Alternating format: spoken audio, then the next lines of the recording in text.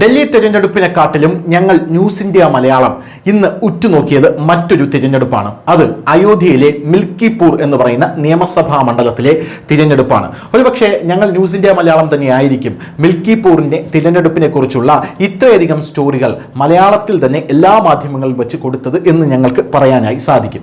എന്താണ് മിൽക്കിപൂർ തെരഞ്ഞെടുപ്പിൽ ഇപ്പോൾ സംഭവിച്ചിരിക്കുന്നത്? BJP മിൽക്കിപൂർ തെരഞ്ഞെടുപ്പിൽ വമ്പൻ വിജയം നേടിയിരിക്കുന്നു എന്ന റിപ്പോർട്ടാണ് പുറത്തു വന്നിരിക്കുന്നത്. വലിയ രീതിയിലുള്ള ആഹ്ലാദമാണ് ഇപ്പോൾ BJP ഇപ്പോൾ ക്യാമ്പുകളിൽ അവിടെ കാണാനായിട്ട് സാധിക്കുന്നത്.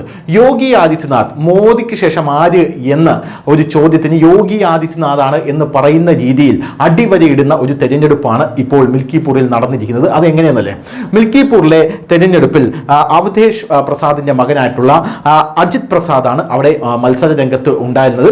അവധേഷ് പ്രസാദ് എന്ന് പറയുന്നത് അയോധ്യയിലെ MP ആയി മത്സരിച്ച് പോയിട്ടുണ്ട്. അതിനു മുമ്പ് അദ്ദേഹം SP-യുടെ മിൽക്കിപൂരിലെ MLA ആയിരുന്നു.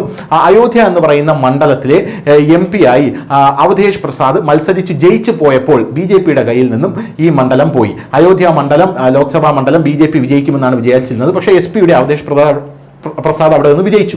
അങ്ങനെ വിജയിച്ച ശേഷം വലിയ രീതിയിലുള്ള ആരോപണം BJP-യും യോഗി ആദിത്യനാഥും നേരിടേണ്ടി വന്നു. യോഗി ആദിത്യനാഥും BJP നേരിടേണ്ടി വന്ന ആരോപണം എന്ന് പറഞ്ഞാൽ ശ്രീരാമൻ അയോധ്യ വിട്ട് പോയിരിക്കുന്നു എന്നുള്ളതാണ്. നിങ്ങൾ ബാബറി മസ്ജിദ് തകർത്തതിനു ശേഷം അയോധ്യയിൽ ശ്രീരാമക്ഷേത്രം പണിഞ്ഞത് രാമൻ ഇഷ്ടപ്പെട്ടില്ല, അതുകൊണ്ടാണ് നിങ്ങൾ തിരഞ്ഞെടുപ്പിൽ തിരഞ്ഞെടുക്കപ്പെടാതിരുന്നത് അല്ലെങ്കിൽ തോറ്റുപോയത് എന്നാണ് BJP-ക്ക് നേരെ വലിയ ആരോപണം ഉന്നയിച്ചത്. യോഗി ആദിത്യനാഥ് ഈ ആരോപണങ്ങൾ വളരെയധികം പിടിച്ചുകുലുക്കി.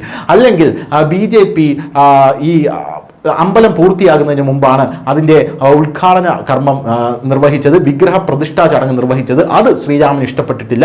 മറ്റുള്ളവരെ വേദനിപ്പിച്ച് പണിയുന്ന അമ്പലമായതുകൊണ്ടാണ് നിങ്ങൾക്ക് ആ മണ്ഡലം കിട്ടാത്തത്, അയോധ്യ കിട്ടാത്തത് എന്നൊക്കെയുള്ള വലിയ ആരോപണങ്ങൾ യോഗി ആദിത്യനാഥ് കേൾക്കേണ്ടി വന്നു. ആ സമയത്ത് യോഗി ആദിത്യനാഥിനെ വേദിയിൽ ഇരുത്തിക്കൊണ്ട് അപ്പോഴത്തെ ഡെപ്യൂട്ടി CM ആയിട്ടുള്ള കേശവ് പ്രസാദ് മൗര്യ അദ്ദേഹം പോലും യോഗി ആദിത്യനാഥിനെ കുറ്റപ്പെടുത്തുന്ന രീതിയിൽ ഒളിയമ്പുകൾ എയ്യുന്ന കാഴ്ച നമ്മൾ കണ്ടതാണ്.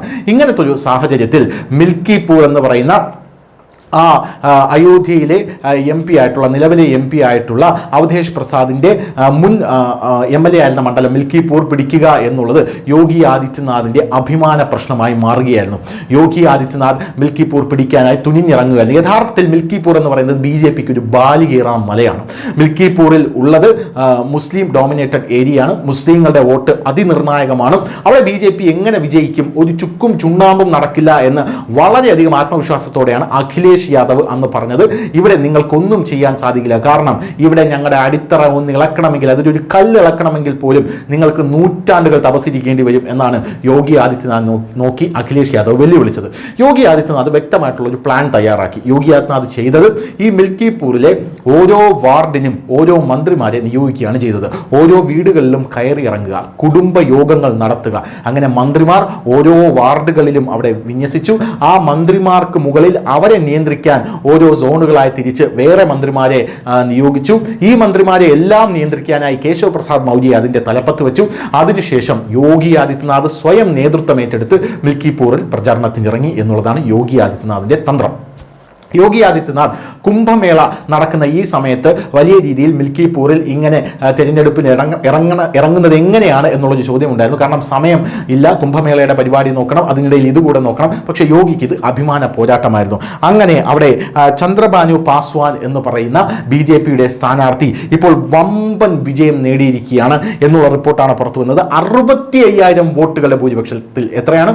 65,000. അതായത് SP-യുടെ ഉറച്ച കോട്ടയായിട്ടുള്ള ഈ മിൽക്കിപൂരിൽ 65,000 വോട്ടുകളുടെ ഭൂരിപക്ഷത്തിൽ യോഗി ആദിത്യനാഥ് ഇപ്പോൾ അവിടെ BJP-യുടെ സ്ഥാനാർത്ഥിയെ വിജയിപ്പിച്ച് എടുത്തിരിക്കുകയാണ്. BJP-യുടെ വൻ വിജയമാണ് ചന്ദ്രബാനു പാസ്വാൻ അവിടെ നേടിയത്. സമാജ്വാദി പാർട്ടി ഞെട്ടലിലാണ്. ഇത് അട്ടിമറി വിജയമാണ് എന്നാണ് സമാജ്വാദി പാർട്ടി പറയുന്നത്. കാരണം ഇവർക്കത് വിശ്വസിക്കാനായി സാധിക്കുന്നില്ല എന്നുള്ളത് കൊണ്ട് തന്നെ 8 വർഷത്തെ ഇടവേളയ്ക്ക് വിരാമമിടുകയാണ് ഞങ്ങൾ എന്നാണ് BJP മിൽക്കിപൂർ മണ്ഡലം പിടിച്ചെടുത്തതിനു ശേഷം SP-യോട് പറഞ്ഞത്. ശനിയാഴ്ച പാസ്വാൻ BJP BJPയോട് നന്ദി പറയുകയും ചെയ്തു. മോദിജിക്കും യോഗിജിക്കും ഞാൻ നന്ദി പറയുന്നു, വോട്ടർമാരുടെ പിന്തുണയ്ക്ക് ഞാൻ നന്ദി പറയുന്നു, എനിക്ക് വലിയ ബഹുമാനവും പിന്തുണയും ലഭിച്ചു എന്നാണ് പാസ്വാൻ അവിടെ പറഞ്ഞത്. അയോധ്യയിലെയും മിൽക്കിപൂറിലെയും ജനങ്ങൾ വികസനത്തെയും യോഗി ആദിത്യനാഥിനെയും വീണ്ടും തിരഞ്ഞെടുത്തു എന്നാണ് കേന്ദ്രമന്ത്രി OP രാജ്ഭർ പറഞ്ഞിരിക്കുന്നത്. എന്തായാലും യോഗി ആദിത്യനാഥ് അയോധ്യ തിരിച്ചു പിടിച്ചു എന്ന് തന്നെ നമുക്ക് വേണമെങ്കിൽ പറഞ്ഞു വെക്കാം. യോഗി ആദിത്യനാഥ് അത്രയ്ക്ക് കഷ്ടപ്പെട്ടാണ് മിൽക്കിപൂർ പിടിച്ചെടുത്തത്. ഇത് യോഗിയുടെ അഭിമാനത്തിന്റെ പ്രശ്നമായിരുന്നു. ഒരുപക്ഷെ ഈ തെരഞ്ഞെടുപ്പിൽ യോഗി ആദിത്യനാഥ് പരാജയപ്പെട്ടിരുന്നുവെങ്കിൽ യോഗി ആദിത്യനാഥിൻ്റെ ഒരു ഇമേജ് തന്നെ നഷ്ടപ്പെടുന്ന ഒരു സാഹചര്യത്തിലേക്ക് കാര്യങ്ങൾ വന്നേനെ. ഇപ്പോൾ യോഗി മോദിക്ക് മേൽ ഉയർന്നിരിക്കുന്നു UP യിൽ എന്നാണ് പല രാഷ്ട്രീയ തന്ത്രജ്ഞരും പറയുന്നത്. News desk news India Malayalam.